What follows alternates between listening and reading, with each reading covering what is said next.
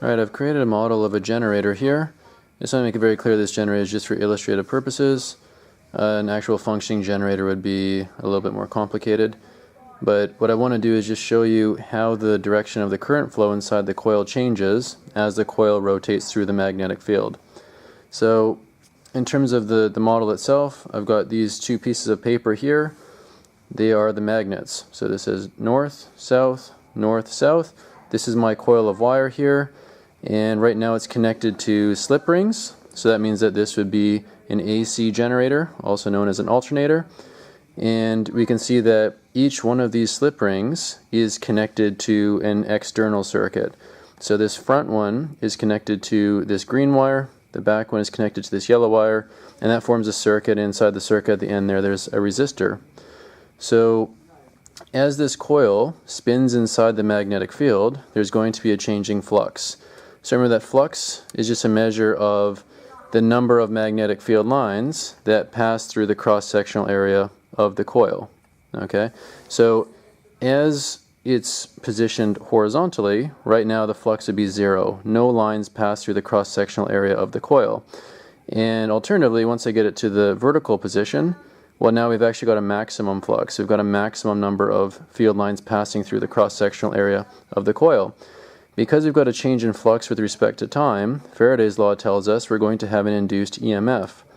EMF stands for electromotive force. We now know that that's actually synonymous with voltage, but it's the thing that actually is going to cause the charges to move. So it's going to cause a current to flow, what we call an induced current.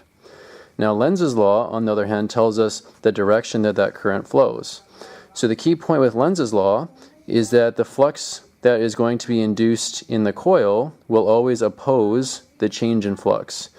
So let's have a look and see how that's going to work with this coil. Alright, so get the coil rotating. So right now it's at the horizontal position and it's going to begin to rotate. The flux is going to be to the left because it's always going to go from the north pole of this magnet to the south pole of the other, to the left and increasing. So Lenz's law tells me that the induced flux is going to oppose this, so it's going to be to the right and increasing. So to the right, that's the direction my thumb points, and my fingers will indicate the current direction, which is going to be from A to B, and B is connected to that back slip ring there. So it's going to go through the yellow wire, around through the resistor, through the green wire to complete the circuit. So I'll just put this slip of paper here to indicate that the current is going to the left through the resistor. Now we're at the maximum flux, and the coil is going to continue to rotate. So the flux is now to the left and decreasing. Lenz's law then tells me the induced flux is going to be to the left and increasing. So that means that the current is going to flow from B to A this time, through the green wire, through the resistor, through the yellow wire, to complete the circuit. So the current direction has actually reversed and is now to the right through the resistor. So we've now done 180-degree rotation. The flux is still going to be to the left, and it's now again going to be increasing. So to the left and increasing, Lenz's law tells me that the induced flux will oppose that, which will be to the right and increasing. So now my fingers tell me that the current direction is going to flow from B to A. So that means that it's going to go through A, through this front slip ring, through the green wire, through the resistor. So the current direction is actually not changed. It's still to the right through that resistor. Now we'll do the final 90 degrees. The flux is to the left and is decreasing. That means that the induced flux is going to be to the left and increasing, which tells me that the current is going to flow from A to B, through the yellow wire, around through the green wire, back to the front. So the current direction has again changed. Now it's going to the left through the resistor. So we can see that what's going to end up happening is every 180 degrees, the current direction inside this external circuit, which consists of the yellow wire, the resistor, and the green wire, that current is going to reverse direction every 180-degree rotation of the coil. So essentially what we've created is alternating current in that external circuit. Alright, so let's investigate the effect of putting a split ring commutator in the circuit.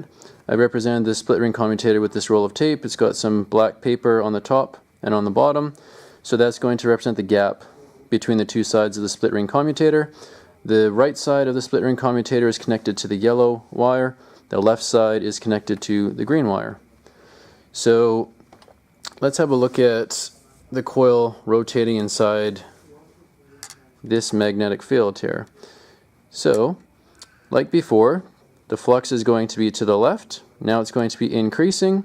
So Lenz's law tells me that the induced flux is going to be to the right and increasing. It's going to go from B to A, and it's going to be, A is connected to the right side of the split ring commutator, so it's going to go through the yellow wire, through the resistor, and back through the green wire to complete the circuit. So I'll just put this current symbol on there to represent that the current is going to the left through the resistor. There we go. Now it's going to get to the vertical position, and we can see that actually the either side of the coil is going to line up with the gap, so actually current will stop flowing for a brief instant until the coil rotates back over and contact with the commutator is resumed. So again, flux is to the left, but now it's decreasing. That means the induced flux is going to the left and increasing. That means the current is going to flow from A to B, through the yellow wire, through the resistor, back to the green wire. The current through the resistor is still to the left. Then we get to this position here. So we've done a 180-degree rotation. The current direction is not changed yet. Now as we continue to rotate it, the flux is to the left and is going to be increasing, which means that the induced flux is going to be to the right and increasing. So then the current direction is going to be from A to B, through the yellow wire, back through the green wire. It's still going to be going to the left through that resistor.